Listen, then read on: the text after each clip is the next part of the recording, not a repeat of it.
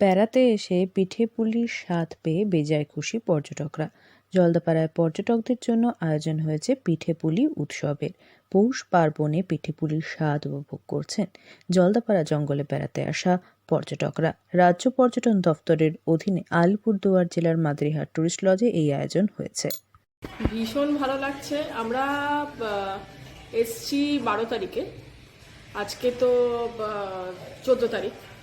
হ্যাঁ, তা ভীষণ ভালো লাগছে। একটু আগে মালপোয়া খেলাম, মানে দারুণ লেগেছে। হ্যাঁ, আমার তো মানে কি বলবো আর। তারপরে একটু আগে আমরা এলিফ্যান্ট রাইড করে এলাম। এলিফ্যান্ট রাইডেও ভীষণ ভালো এক্সপিরিয়েন্স।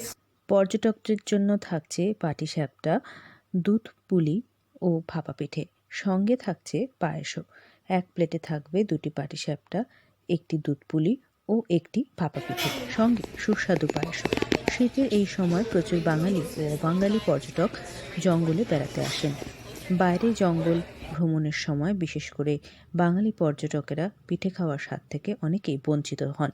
সেই বঞ্চনা দূর করতে পর্যটন দফতরের জলদাপাড়া টুরিস্ট লজ পর্যটকদের জন্য হরেক রকমের পিঠের আয়োজন করেছে। হাতির পিঠে ও জিপসিতে ঘুরে একশৃঙ্গ গন্ডার ও অন্যান্য বন্যজন্তু দেখতে জঙ্গল সাফারির জন্য জলদাপাড়া জাতীয় উদ্যানে পর্যটকদের ঢল নেমেছে। পর্যটন দফতরের জলদাপাড়া টুরিস্ট লজে 34টি রুমে ঠাসা বুকিং লক্ষ্য করা যাচ্ছে। কোনো ঘর ফাঁকা নেই। বেসরকারি লজ, রিসর্ট, হোমস্টেগুলিতেও ঠিক ভিড় লক্ষ্য করা যায়। দেখুন, 12 মাসে 13 পার্বণ, তার মধ্যে একটা পৌষ সংক্রান্তি। এই পৌষ সংক্রান্তিতে প্রচুর পর্যটকরা বাড়ির বাইরে থাকে এবং এরা যাতে বাড়ির বাইরে বেড়াতে এসে যাতে পিঠেপুলি থেকে বাদ না যায় সেই ব্যবস্থাটা আমরা করেছি এবং পর্যটকরা এই আহার করে নিয়ে খুবই খুশি এবং খুবই উল্লাসিত। আর প্রতিবারের মতন আমরা এই পিঠেপুলির উৎসব এই পর্যটন কেন্দ্রে।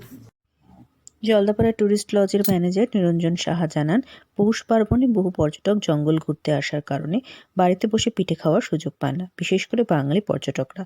পৌষ পার্বণে তাদের জন্য এই আয়োজন করা হয়েছে এই টুরিস্ট লজের পক্ষ থেকে। তাদের পিঠে খাওয়ার স্বাদ থেকে যাতে বঞ্চিত না থাকতে হয় তার জন্যই এই আয়োজন। আলিপুরদুয়ার থেকে অনন্যা দের রিপোর্ট, লোকাল 18 বাংলা।